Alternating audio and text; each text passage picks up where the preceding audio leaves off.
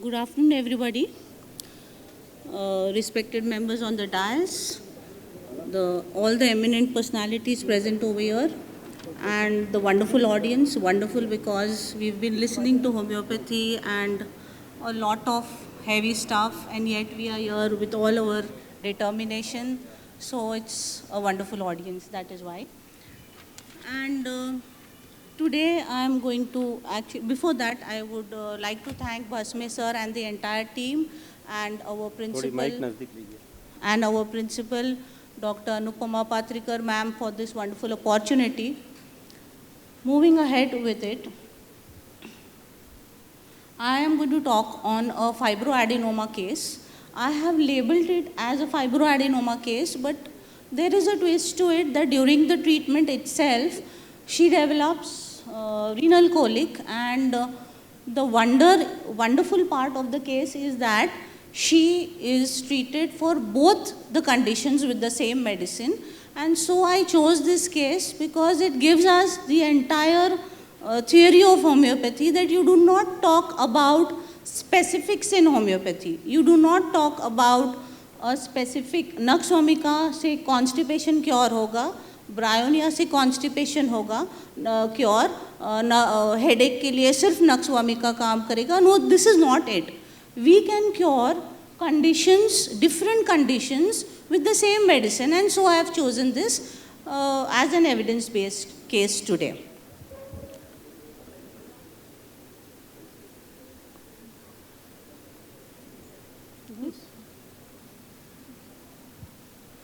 So that's the abstract of the case. In short, that I just told you, and this is giving the dimensions of the fibroadenoma, and that she developed the, what do you say, calculus, etc. We've already talked on that, so we move ahead with this.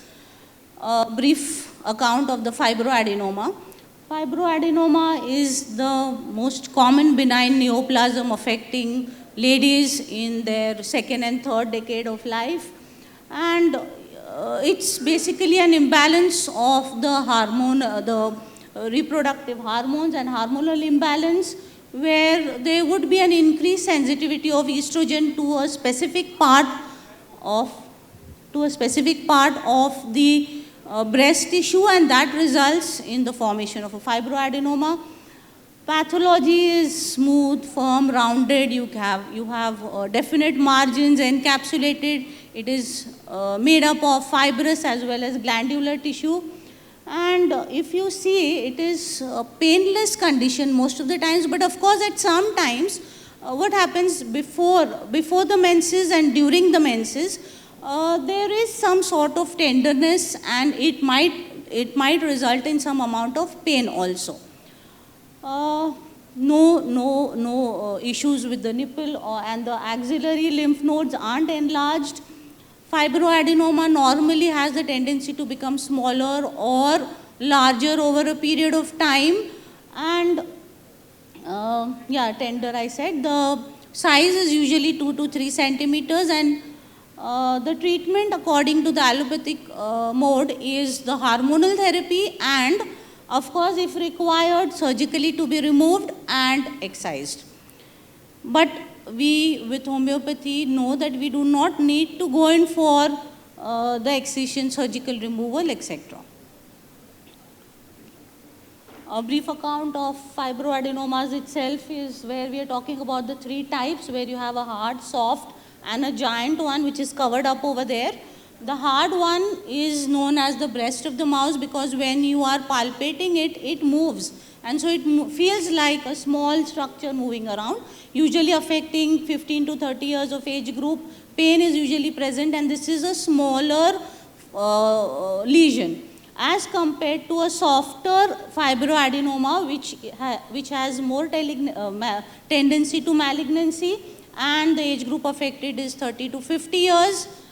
And the size is larger as compared to the hard one. The giant one is the largest size. It can go up to 10 centimeters. Age group affected would be the extremes of the female reproductive age, right? And usually pain would be present over here. And the diagnosis depends, clinical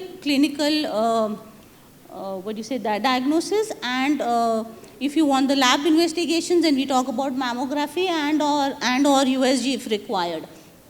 Mammography report is read in terms of BI-RADS. This is the tool by which you assess the mammography test report. Case description, I have taken only one case, and this case, I repeat, is giving you an idea about how a single remedy can treat two different conditions, and that too, it's in the same person, showing us that it is the psyche of the person that we are talking about, the condition, the entire condition of the patient. In this, I have stressed more on I have got more of mentals, so we are talking about mentals over here.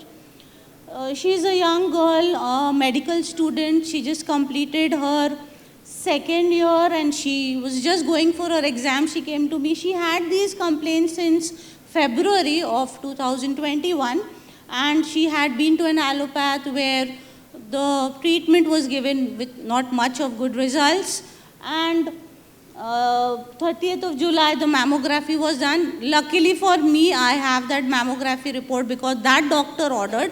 I would not have asked her to go for a mammography report because mammography in such a young age, I am totally against that. So and she comes to me in October, and based on her symptoms, where she is, more of that obedient girl. What her parents want her to do, she would be doing that. She didn't want to move out of the small place that they live in. She wanted to live at home and study. She did want to study, but her parents were keen about, nahi, वहाँ बाहर जाओ, वहाँ पे अच्छा class है, बड़ा class है, you would be able to score better, आपको doctor बनना है. So she listens to them, though she doesn't want to go over there, but she listens to them. And she feels, at some point, she's feeling pressurized with it, and that's about it. So I asked her that why didn't you tell your parents that you didn't want to move? Because she told me that I was not very happy moving out of my place. She said, no, my parents were very happy with it. I was happy seeing them happy, and so it was like, wo khush hai, I am happy about it. I like that they are happy with me. I want them to be happy because of me and be proud of me. So then a few more, integration questions to her about how she is and how she conducts herself. She is okay with her things, like kept here and there a bit, but she would be very very specific कि somebody else is coming, तो भाई किसी के सामने मेरा image अच्छा होना चाहिए. कोई आ रहा है मेरे रूम पे तो मैं सब चीज़ें बराबर से रख देती हूँ, अदरवाइज थोड़ा यहाँ वहाँ रहा तो चल जाता है.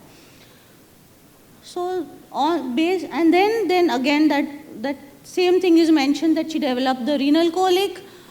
I say renal colic, but and she was not here. As I said, she'd completed her exams and she goes for her vacations, and when she is back, she comes back to me after 2 months, and that's when I come to know that uska fibroadenoma जो सबसे बड़ा size है in the right breast has decreased 70 to 80%.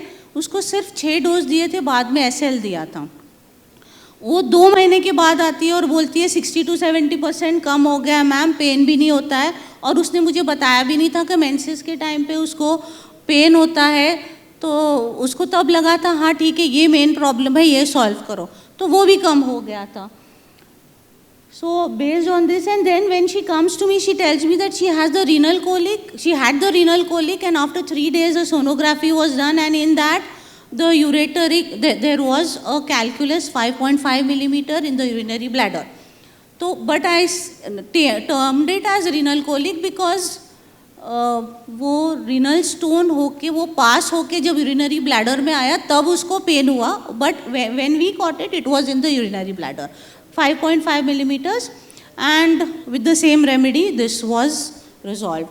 So moving ahead, the mammography reports, if you will see, I don't know whether you can see that clearly or no, but that is giving you the BI-RADS 2, showing that it is a benign lesion, and the size etc. are given to it, and the link over here is the testimony of the patient telling us in Marathi that she is much better after it, but it would take some minutes again when we are short of time, so I'm not going into it.